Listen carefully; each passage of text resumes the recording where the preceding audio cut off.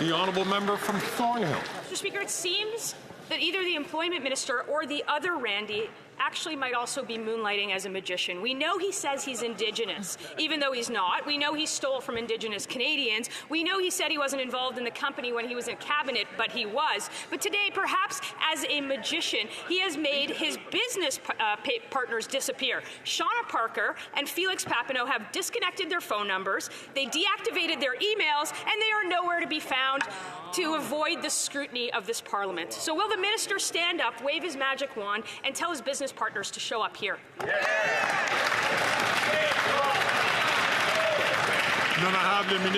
The Honourable Minister of Public Services and Procurement. It's really unfortunate, Mr. Speaker, to hear so many falsehoods and so little time in this House. It's really unfortunate that the Conservatives are investing all of their energy in falsehoods that are derailing the House and detract from the work of the House, from what's important, and that is working for Quebecers and Canadians. But one thing that we still don't know the answer to is why the Conservative leader, who sits next to the member, has not sought his security clearance so they can protect all members during the next election. The honourable member from Thornhill. If the Minister doesn't know where to find these individuals, perhaps he can ask the other Randy, who's still very much in contact with those partners. But even the Liberals are taking note of this humiliating and fraudulent affair. Liberals like Jody Wilson-Raybould, who called it, quote, so shameful and extremely destructive. The Prime Minister fires the first Indigenous Attorney General, but keeps the first fake Indigenous Employment Minister. That's some version of reconciliation. When is the Prime Minister going to fire the Employment Minister and the other Randy?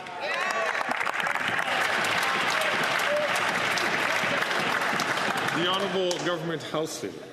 Mr. Speaker, the Minister has addressed those issues. He has stated that what the member opposite said is false. But, Mr. Speaker, what we want to know is why is the Leader of the Opposition silencing his members of Parliament? Why won't he allow his members of Parliament to speak on behalf of their constituents and advocate for their communities? Mr. Speaker, all we hear from the Leader of the Opposition is silencing his own members of Parliament, Mr. Speaker. Why won't he just let them speak? Thank you, Mr. Speaker. The honourable member for St. Albert, Edmonton. Mr. Speaker, the Minister of Employment is embroiled in allegations of fraud. He almost certainly violated the Conflict of Interest Act. He got caught pretending to be Indigenous in an effort to steal government contracts from legitimately owned Indigenous businesses. And we now learn that the Minister has a business connection to a cocaine trafficker. In the face of all of that, why is he still in Cabinet?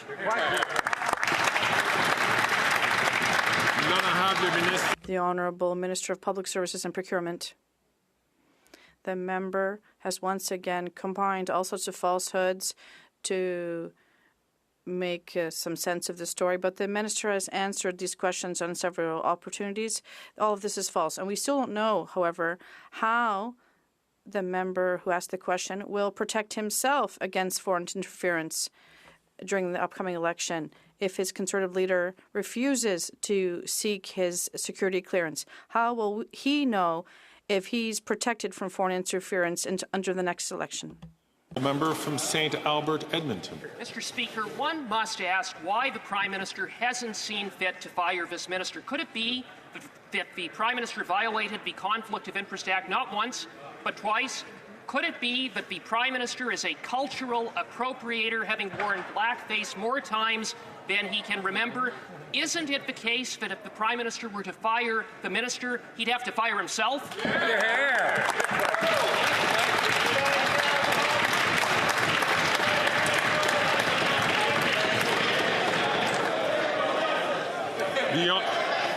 The Honourable Minister for Innovation. Mr. Speaker, what Canadians are witnessing today is very disturbing, Mr. Speaker. On many occasions, you had questions that were asked and answer that was provided, Mr. Speaker. But the real issue that Canadians are asking at home is why the leader of the Conservative would not get the security clearance, would not get the briefing, and would not do his job, Mr. Speaker. That's what Canadians are concerned about. Get the clearance, get the briefing, and do your job, man.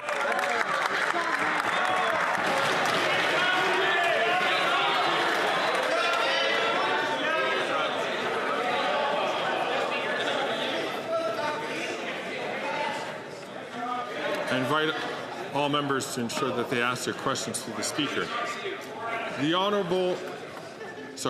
That they speak through the Speaker, whether or not they ask questions or give answers. The Honourable Member for Charlebourg-Saint-Charles. The Minister of Official Languages said he was an Indigenous, so he can get money for Indigenous companies, even though he's not. Also, the famous Randy, he says isn't him, even though we know there's only one Randy there. He's an impostor and a charlatan. He's corrupt. On several occasions, I have asked all members to be very cautious in terms of the language that they are using. This time, the language that is being used directly impugns another member of this place, and I would ask the Honourable Member for Charlebourg-Saint-Charles to ask his question again and to retract his comments and to re-ask his question. Mr. Speaker, the Minister of Official Languages has said he's Indigenous. I would ask you to remove your comments first, retract them, and then start your question again. The Honourable Member for Saint-Charles. I'd like to retract that he's a fraudster and corrupt, and I will say instead that he has committed fraud and corruption. Is that okay? No. That won't work. I would ask members to follow the members of other who asked the question yesterday, and their retraction was acceptable. So I'd ask the member once again, please, to retract his comments and then ask his question again. Otherwise, we'll move on to the next question. We can't say the minister is a fraudster and corrupt. Instead, there are allegations of fraud and corruption with respect to this minister, and I would ask the Prime Minister to remove him from Cabinet. The Honourable Minister of Public Services and Procurement. Our colleague from Charlebourg-Saint-Charles is obviously just having a hard time expressing himself today, but one thing we do agree on is that the whole story of his Conservative leader who saying that the agreement we have with the government of Quebec is to build 8,000 housing units, but he said there are none, but there are dozens in his own riding. So these units are being built. So when will he ask his Conservative leader to go himself and see that there are truly projects in his riding? The Honourable Member for Charlebourg-Saint-Charles. The minister is trying to divert from the question, but the Minister of Official Languages in 2015 said that he was a journalist and even worked for Radio Canada and Les Affaires. We know it's not true, Mr. Speaker. He also led people to believe he was Indigenous to get funds for Indigenous companies. He no longer deserves to be in Cabinet. Will the Prime Minister show him the door? The Honourable Minister of Public Services and Procurement. The Minister has already answered these questions, but what we still haven't heard, Mr. Speaker, is the opinion of the Conservative member for Charlebourg in terms of his riding and the projects that are being built. There are dozens of affordable housing units that have been built with the agreement with the Quebec government that we signed. But his Conservative leader is saying that these units don't exist. When he show all of us, ask his leader to go visit these wonderful housing units that his leader says don't exist. I'm a member from St. Margaret's, South Shore St. Margaret's, for the second time today to not take the floor when not recognized. I would not like to remind him a third time.